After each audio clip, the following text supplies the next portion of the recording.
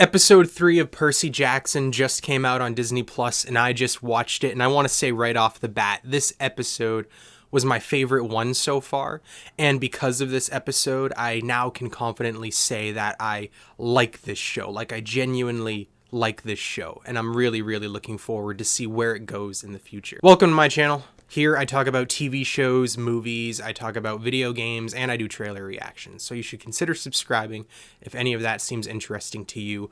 But anyway, let's talk about Percy Jackson. But before I get too in-depth into it, I'm going to let you know that there are going to be some spoilers here. But if you want to know my spoiler-free thoughts about the TV show so far, check out my review for episodes 1 and 2. And also, if you're watching this video but you didn't watch that video, I'm going to let you know again here that I did not read the Percy Jackson books as a kid. So I know nothing about this universe. I know nothing about these characters. I know nothing about this plot. All of this is new to me. So this review is coming from the perspective of someone who has no nostalgic ties to the Percy Jackson franchise. The last episode ended with Percy accepting a quest to go to the underworld and try and save his mother while also trying to retrieve Zeus's lightning bolt. And for some reason, I have no idea why, but for some reason, based on the pacing of those first 2 episodes, I thought this episode was going to be the entirety of that mission. I thought this show was going to be a lot faster paced than it actually is ending up being. But this episode is really just the start of Percy's adventure.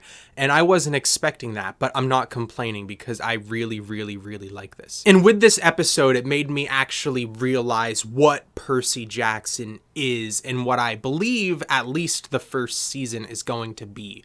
And that's basically Lord of the Rings for kids or young adults. Because this episode made me realize how many narrative parallels there are between this and specifically the first Lord of the Rings movie, Fellowship of the Ring, or the first Lord of the Rings novel. You essentially have Percy leaving his home, being pursued by these people that want him, just like the Ringwraiths in Lord of the Rings, and then he shows up at Camp Half-Blood, which is essentially like Rivendell, and there is when the Fellowship is formed. But in this, the Fellowship is him and Grover and the girl whose name I'm forgetting, which sucks because I really like her character so far. And then from there, they leave Rivendell or Camp Half-Blood, and then they begin their trek. They begin their fellowship to go do the main mission. And then along the way, they run into obstacle after obstacle after obstacle. At least that's what I'm assuming is going to happen, because in this episode, they get their first real obstacle, and that's dealing with Medusa. And this whole plot line, I really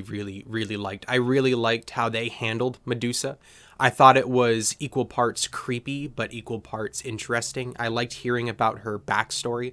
I like how we weren't really supposed to know if we should trust her or not. And I loved the design of the character of Medusa. She was simplified to appear more human-like, to appear more trustworthy, but you can tell underneath the hat, underneath the proper clothing, that she was creepy looking and very cool and faithful. And I said this in my last review, but I'm going to say it again here. I really love the character designs in this show. I'm not talking about the characters that just look like humans, but I'm talking about when the show gets more into the fantasy aspect, when we see things like the Minotaur, and I believe they're called Furies. I love the design of those, and then Medusa as well. Also in this episode, I'm realizing that I actually enjoy the humor in this show, at least so far.